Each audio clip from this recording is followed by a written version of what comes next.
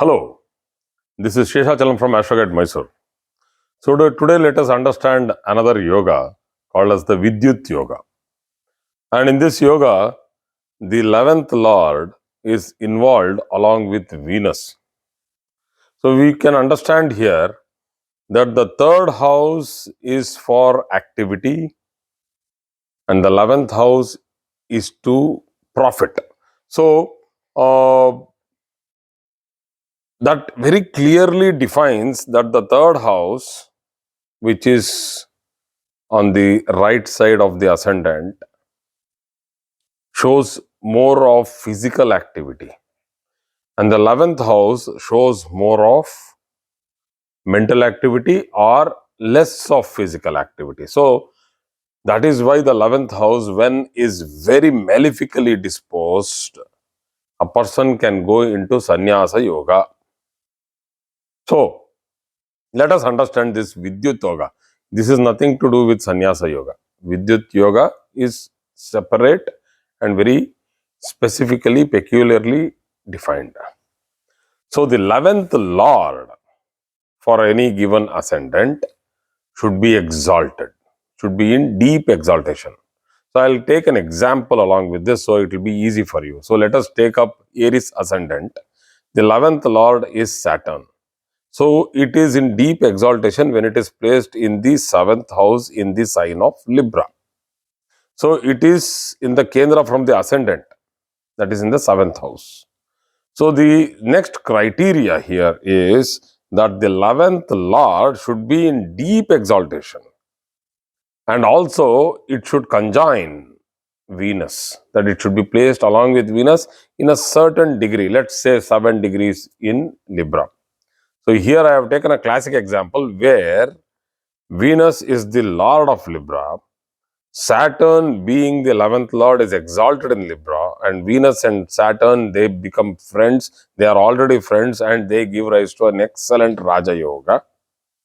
Obviously, because it is the 7th and the 10th lord also, which we will keep it in the background.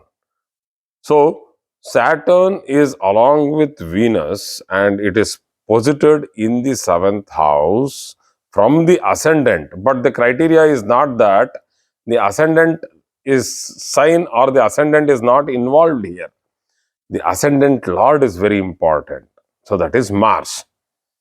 So, the 11th lord being exalted, criteria number 1. Number 2, it should be posited along with Venus, that is conjoins Venus. Second point, factor number 2. Factor number 3 is that it should be in a Kendra, that is in a quadrant from the ascendant lord itself. So here it should be in a quadrant from Mars. So let us put Mars in a very strong position in Capricorn.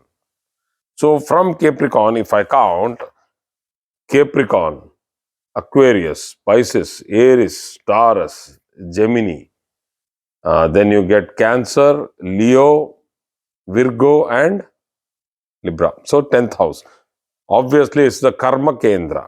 So there is a very strong relationship between Mars and Saturn now, because Mars is placed in the Saturn's house and the dispositor of Mars, Saturn, is exalted along with Venus, which is also the 7th lord, giving rise to Malavya Yoga. So in this classic example, this is a perfect placement for Vidyut Yoga.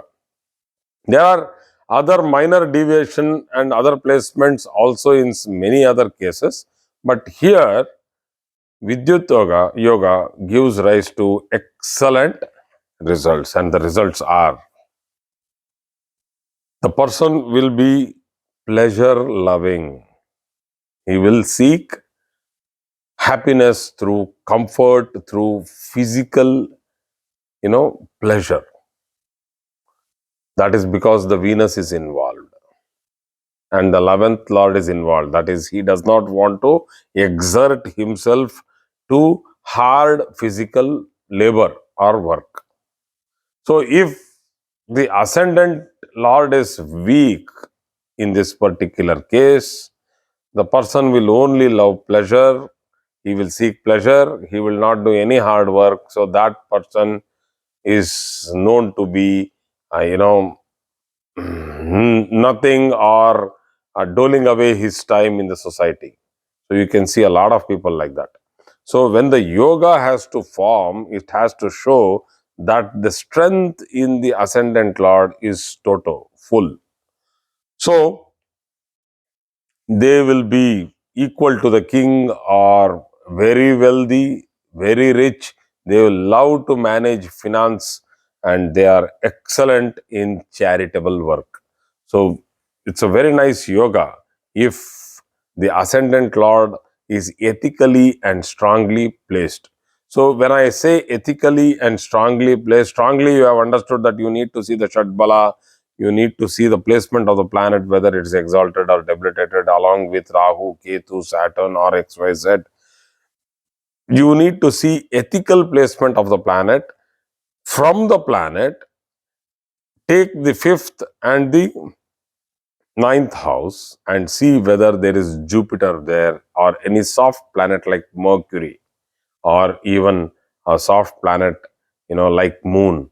So these planets give ethics. So 159 from the ascendant lord gives ethics to the native. Even if the ascendant lord does not have malefic influence, or it does not have any good planetary placement in the trine from itself, you need to see the ascendant point itself. And if the ascendant point has good aspect of Jupiter and a good aspect of Venus, or the Venus or Jupiter and moon, or any one of these planets are placed in the ascendant itself, it becomes an excellent placement for Vidyut yoga. So thank you very much for today's class.